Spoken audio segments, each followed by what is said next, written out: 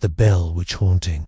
Hi everyone, welcome to our channel Chronicles of Strange History. In this video, we will discuss the story of one of America's most famous ghost stories, the Bell Witch Haunting. It all began in the year 1817 in the small Tennessee town of Adams.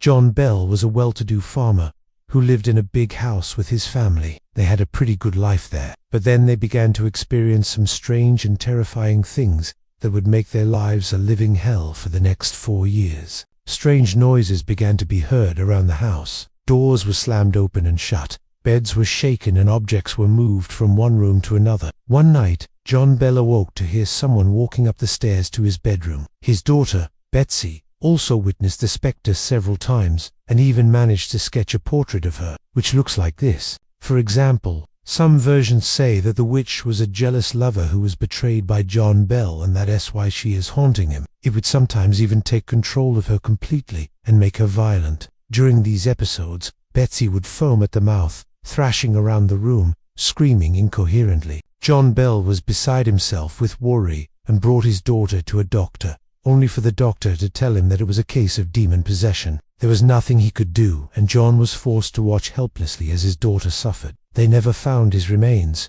but they did find his clothes discarded on the bank of a nearby creek. The witch had taken John Bell's life force, and he was never coming back. In other versions, the witch is actually a good spirit who is trying to warn the Bell family that their house is built over a sacred burial ground, and that they need to leave before something terrible happens. This led to the family being ostracized and driven out of town. Perhaps the most famous version of the story is the episode of the horror series, The Twilight Zone, which aired in 1960. It is well regarded as one of the best episodes of the show and features a fantastic performance by the late great Agnes Moorehead as the witch. Was it a case of demonic possession, a vengeful spirit, or just an elaborate hoax? Let me know in the comments below. And while you're down there, I hope you remembered to give the video a thumbs up. I've been your host. Thanks for watching. If you want to learn more about terrifying hauntings, stay tuned for more content. And as always, remember, don't read ghosts online. They never returned to Adams, and their descendants have done their best to keep the details of the haunting secret. In 1821, Betsy died of a broken heart, and the spirit in the house was finally laid to rest. John Bell decided that enough was enough, and he placed an ad in the local newspaper calling on a minister to come to his home and perform an exorcism. And it's often considered to be one of the most terrifying hauntings in history. It's interesting to note that even though the witch was clearly evil and dangerous, she was never given a name in any of the official records. And if you can believe it, it was rated worse than the 1971 version of The Legend of Boggy Creek. A movie about the Loch Ness Monster was better received than a movie about one of America's most famous ghosts. What can I say? People have terrible taste in movies sometimes. This led some people to speculate that the real story may have been covered up, or that the witch's true identity is known only to a few. He investigated and found Betsy standing at the foot of her bed, naked except for the clothes she had on when she went to sleep, which was sitting neatly on the bed. Then suddenly, the room became pitch black. The minister screamed as he felt icy cold hands clamp over his mouth and drag him toward the door. He struggled against his unseen assailant, but it was no use. He was pulled outside, where he collapsed to his knees and died. The minister agreed, and he began to hold services in the house every day for 3 weeks. He prayed over Betsy and cast out demons, but it didn't seem to do much. The haunting continued unabated, and it was clear that the presence in the house was powerful and malevolent. Regardless, in both versions, it's still Betsy who suffers the most. From that moment forward, the spirit used Betsy as its primary vessel, and the haunting took a dark turn. But the witch was not done with them yet. She now turned her attention to John Bell. Every time he ate, she would make him violently ill,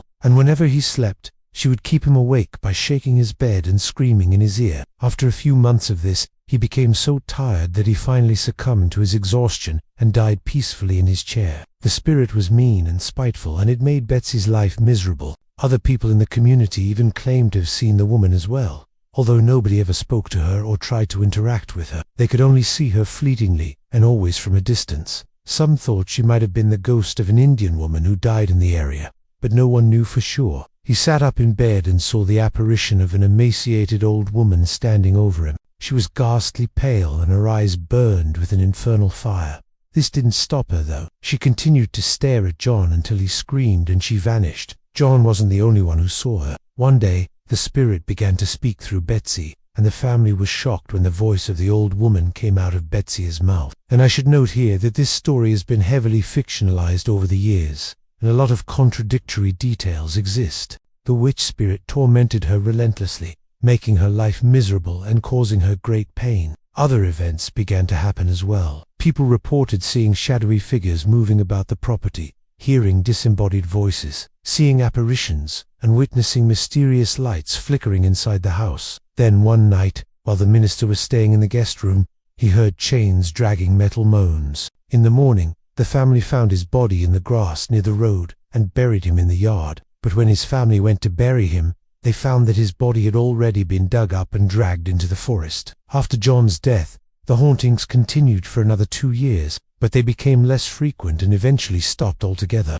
Many people are fascinated by the Bell Witch story, and there have been many books and documentaries written about it. As for the Bells, they were hounded by the media throughout their ordeal, and the townspeople often blamed them for the misfortunes that befell them. The story of the Bell Witch has had a lasting impact on American culture. It's been featured in everything from comic books to TV shows. Another version was released in 2004. It was called Bell Witch. So, what do you think really happened in the Bell Witch haunting?